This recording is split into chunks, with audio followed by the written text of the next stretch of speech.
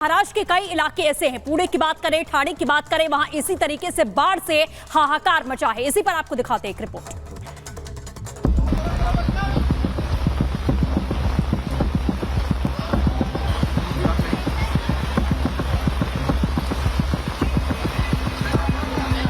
महाराष्ट्र पर मानसून तबाही बनकर टूटा है। जल का प्रहार ऐसा कि शहर डूब गए घर बार। तस्वीर महाराष्ट्र के पुणे की है। बहने वाली मूथा नदी का सैलाब सितम ढा रहा है। पूरे शहर में त्राही त्राही मची है।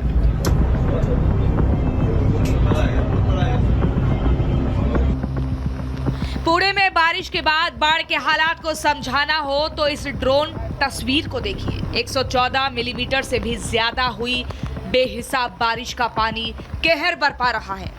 उसने हर किसी को अपने जद में ले लिया है। तस्वीर एक मेट्रो स्टेशन की है जहां पानी ने घुसपैठ कर ली है। तबाही का आलम यह कि मेट्रो के नीचे की सड़क दरिया बनी नजर आ रही है।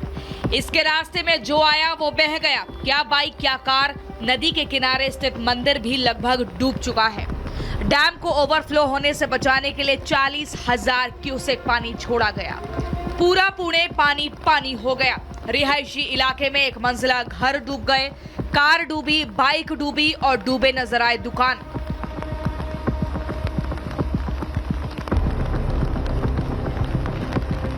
हाल ऐसा कि सड़कें गलियां सब कुछ पानी में डूबे हैं। उसी से होकर लोग जाने को मजबूर हैं।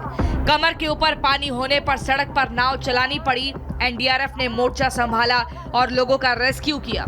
पुणे में आए सैलाब का कारण खराब सीवर सिस्टम है, जिसकी सफाई करते कर्मी नजर आए। हालात बिगड़ता देख डिप्टी सीएम अजीत पवार ने कंट्रोल रूम में स्थिति का जायजा लिया। अधिकारियों से बात कर सीएम शिंदे को रिपोर्ट किया, तो वहीं सीएम एकनाथ शिंदे ने अधिकारियों को अलर्ट पर रहने की सलाह दी। पुणे में बहुत ज़्यादा परिस्थिति है, अपूर्व परिस्थिति हुई है। लोगों के घर में पानी गया, रोड पे पानी है। वहाँ पर सभी लोग तैनात है। मैं कलेक्टर, दोनों म्युनिसिपल कमिश्नर, दोनों पुलिस कमिश्नर, सबको सूचना दी है। एनडीआरएफ को दिया है। एनडीआरएफ का टीम वहाँ काम कर रही है। पुणे में भारी बारिश को देखते हुए जहां मौसम विभाग ने अलर्ट जारी किया है, प्रशासन हो या फिर सरकार, हर स्तर पर लोगों को बचाने का काम जारी है। Bureau report, Republic Bharat. और चलिए अब अगली खबर आपको बताते हैं। मैसूर में जमीन आवंटन का मुद्दा मुख्यमंत्री सिद्धारमैया के गले की फांस बन गया है। बीजेपी लगातार सिद्धा को घेर रही है और वहीं सदन से लेकर सड़क तक लगातार जमीन आवंटन का जो मुद्दा है, इसकी गूंज लगातार सुनाई दे रही है। आखिर ये पूरी खबर क्या है, इस रिपोर्ट के जरिए देखिए।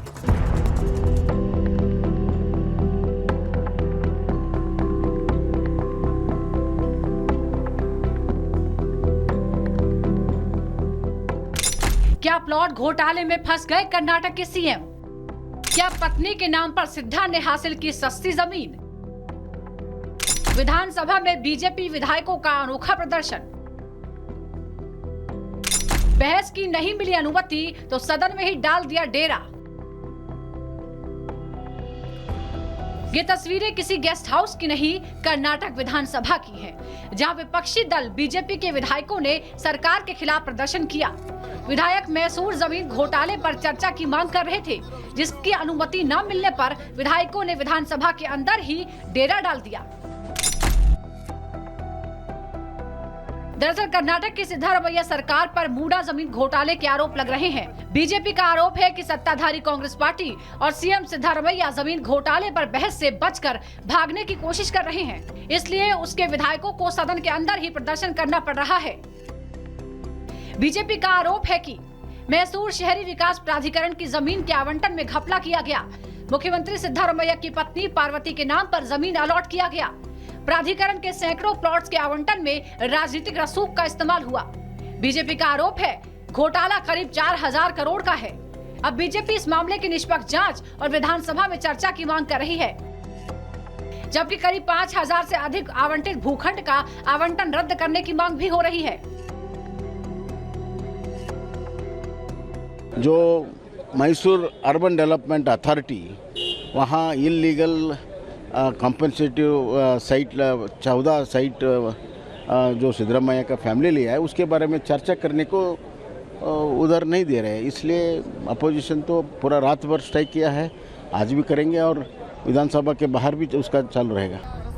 विधानसभा में बीजेपी विधायकों ने इस मामले पर जमकर हंगामा किया, लेकिन स्पीकर यूटी खादर ने इस मामले पर चर्चा की अनुमति नहीं दी, जिसके बाद बीजेपी विधायकों ने सदन में ही धरने का ऐलान कर दिया। फिलहाल कांग्रेस इस पूरे मामले को सियासी ड्रामा बता रही है। गुरुवार को भी इस मामले पर विधानसभा में जमकर हंगामा हुआ।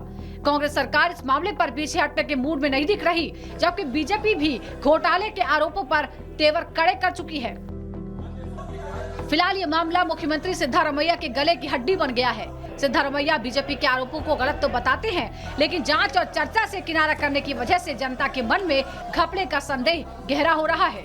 Bureau report, Republic Bharat. और अब बात करेंगे बजट की। बजट में बिहार को मिले पैकेज की बात में लगातार आपने देखा कि विपक्ष हमलावर रहा, सवालिया निशान यहां पर उठाता रहा और सदन में हंगामा हुआ। आज एक बार फिर से सदन में इस मुद्दे का जिक्र किया गया, लेकिन यहां खास बात ये रही कि ना हल्ला मचा, ना ही कोई शोर हुआ, ना ही कोई विवाद हुआ। लगे तो सिर्फ और सिर्फ सदन के भीतर ठहाके। आखिर क्यों, आपको दिखाते हैं इस रिपोर्ट के जरिए।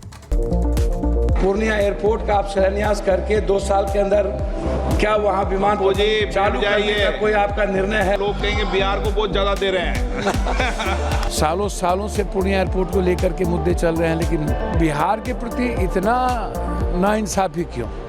कभी कभी आरोप प्रत्यारोप के बीच कैसे हल्के फुल्के अंदाज में नेता बड़े जवाब दे देते हैं, उसका सटीक उदाहरण है ये तस्वीरें। और जब बात ओम बिरला के अंदाज की हो तो बात अलग ही होती है। ये तस्वीरें लोकसभा की हैं, जब पप्पू यादव पूर्णिया एयरपोर्ट को लेकर अपनी बात रख रहे थे। पूर्णिया एयरपोर्ट को शुरू करने की मांग कर रहे थे, लेकिन तभी स्पीकर ओम बिरला ने कुछ ऐसा बोल दिया कि सदन में मौजूद सभी सांसद ठहाके लगाकर हंसने लगे। पूर्णिया एयरपोर्ट भागलपुर एयरपोर्ट के जिक्र कर चुके हैं कि वो खुल गया, हो गया। अभी तक पूर्णिया लैंड जो बिहार सरकार के द्वारा अधिग्रहण होना था, जिसमें 15 एकड़ लैंड अभी तक अधिग्रहण नहीं है। मैं आपसे मिल करके भी पूर्णिया एयरपोर्ट के निर्माण कार्य की शुरुआत करने का मैंने आग्रह किया है। माननीय मंत्री जी, क्या इस साल में पूर्णिया एयरपोर्ट का आप शिलान्यास करके 2 साल के अंदर क्या वहाँ विमान चालू करने का कोई आपका निर्णय है? ये मैं आपसे पूछ रहा हूँ। जी बैठ जाइए, नहीं तो लोग कहेंगे बिहार को बहुत ज्यादा दे रहे हैं। दरअसल लोकसभा में बजट पर चर्चा जारी है। इसी चर्चा के दौरान पूर्णिया से सांसद पप्पू यादव ने एयरपोर्ट से जुड़ी अपनी मांग रख दी, जिस पर स्पीकर ओम बिरला ने अपने चिर परिचित अंदाज में जवाब दिया। हालांकि सदन से बाहर आकर पप्पू यादव ने कहा कि सालों से ये मुद्दा चल रहा है, लेकिन अभी तक कुछ नहीं हुआ, और सवाल किया कि आखिर बिहार के साथ इतनी नाइंसाफी क्यों हो रही है। सालों से पूर्णिया एयरपोर्ट को लेकर के मुद्दे चल रहे हैं, लेकिन ढाक के 3 पात है। वही हाल दरभंगा का भी है।